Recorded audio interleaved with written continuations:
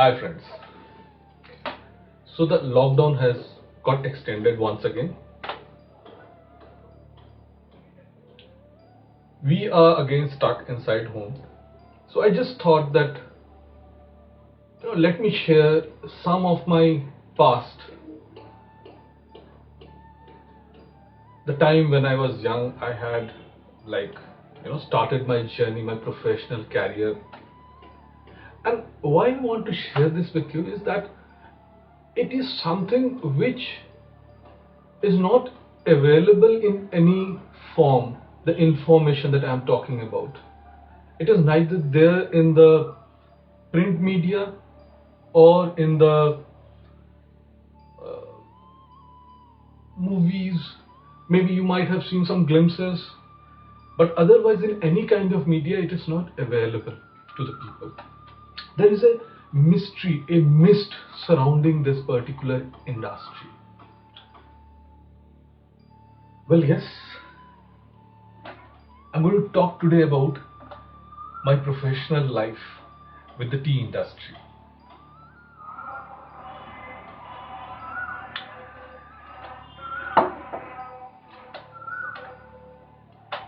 I was all of 21 years of age when I had joined this industry. Though I will not talk about the nitty-gritties, the professionalism, the other things about the industry in its pure form, what I will try to do it is make it a little more interesting by sharing some of the incidences that I have come across. You see, tea industry is an industry wherein a person has to stay in the property, that's tea gardens. It's a residential industry, one may say so. You see, I was born and brought up in Uttar Pradesh. It's a very dry place. You have these loose running in during the summer time, and during the winter the same wind or the gust of air becomes chillier. So it's that way, that cold in the winters. Rain, it's hardly 2-3 days maybe. But in a stark contrast to it, when I had joined tea industry, I joined Doors, which is the foothills of the Himalayas, and then shifted to Assam.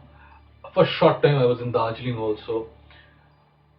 And by the way, I take that privilege, I feel myself privileged that I am one of those fortunate planters or tea industry professional who has the exposure to the production, that is as a planter, as a tea planter, as a marketeer, a person who sells tea, as an auctioneer who taste, or rather taster come auctioneers who taste, puts value to the tea and then sells that tea to the market or to the buyers.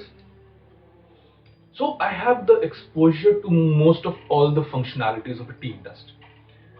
So what I will try and share with you in my series of videos is certain incidences that I or my other colleagues have come across the tea industry, and why these small stories that I will try to show you the lifestyle, the thought process, the culture, the heritage, the proud heritage of the people who consist of the gentry of a tea garden, or in wholesome makes the gentry of a tea industry.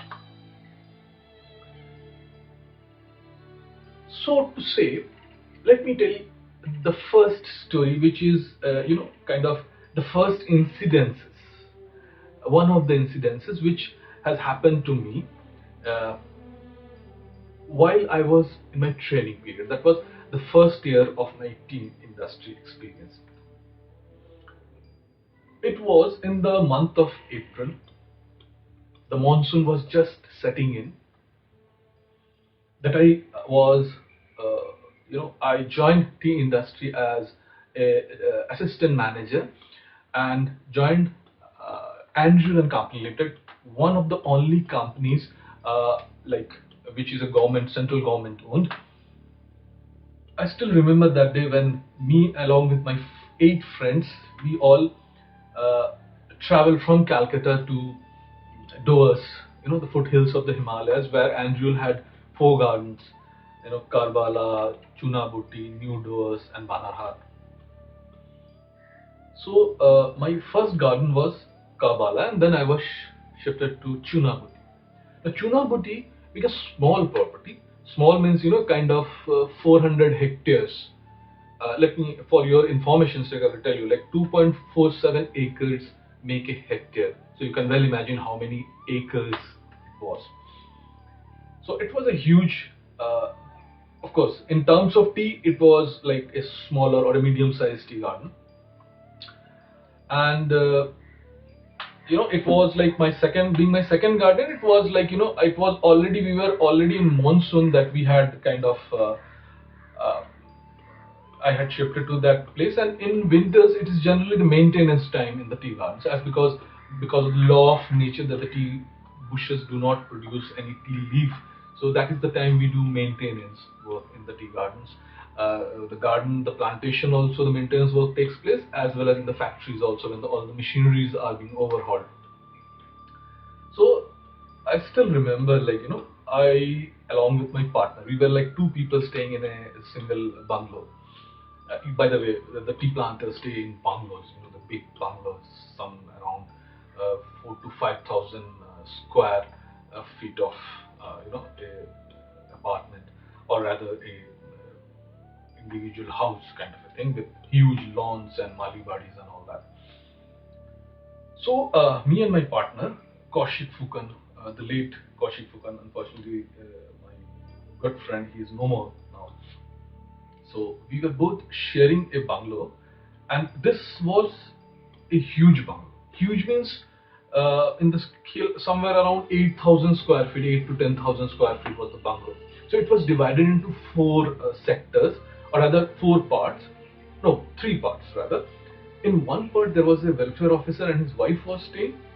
In one part, one of senior assistant was staying. He was a bachelor, by the way. And in another part, me and Kaushik, we were sharing that bungalow. Kaushik was from Assam, and he was kind of, little uh, scared of darkness, and he had a lot of tabis and all that.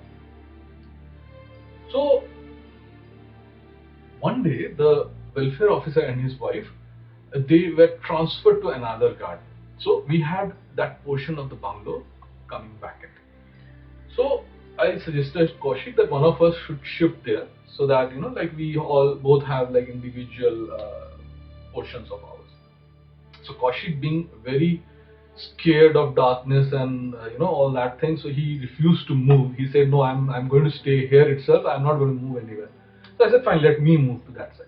And it was a wooden bungalow, that wooden portion, total wood.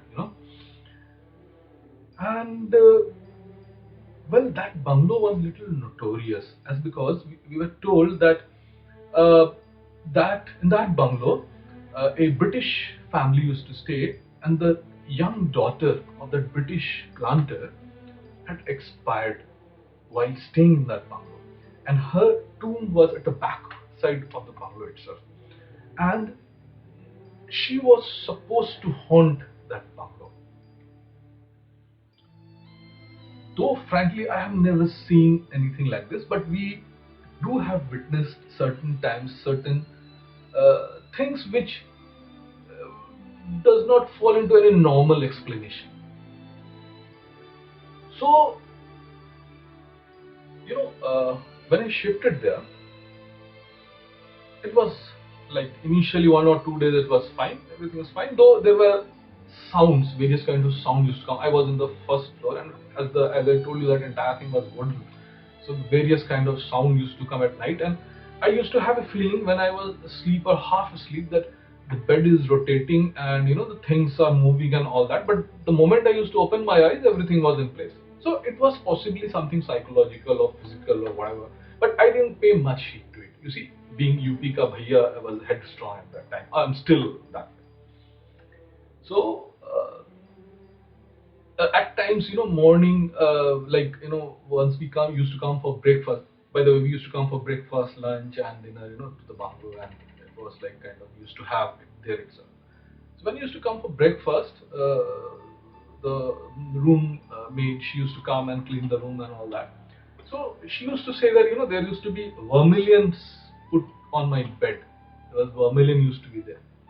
I don't know how that used to come, because none of us, of course, the lady who used to clean the house was a Nepalese lady, and she used to have vermilion, as being Hindu, she used to put vermilion on her forehead, and possibly that would have fallen or whatever. I didn't pay much heed to it. So one night while I was asleep, it was raining profusely, and I had this kind of a glass window next to my bed. So I was lying on this side of the side and other side of the window. I was looking at the other side of the window and sleeping, and then I turned and slept on this side. When I suddenly my eyes opened and I could see, outside there was no light that way. It was like huge trees all around the bungalow, and there used to be pitch darkness at night. Whatever the light was in the bungalow, that only used to reflect in there. But being night time, and as I was sleeping, so none of my lights were also on. So everything was pitch dark. So the moment I turned to this side, I saw, on a tree, very near to my window, on a tree, I could see a light, a candle lit. I sat up on the bed and looked at it very carefully. Yes, it was a candle, and it was like, the flame was dwindling in the night, but how was it possible? Because it was a very windy night. Along with it, it was raining heavily, but there was this candle on the tree and it was there. So I looked at it for some time, and then I thought, like, what the hell, yeah? There is a candle lit on the tree. If somebody finds it amusing, great. Nothing to do with me. And I just went back to sleep. And next day morning, again it was a fresh new day. So eventually I was told the stories of this small girl being haunting, and many a times many a priest and pandits and those people have come to clean the bungalow, to clean it of any bad spirit, but then they all had their misfortunes and nothing could be done. But I don't know, possibly the young lady took kind of fancy of me, and she was pretty fond of me, so she never bothered.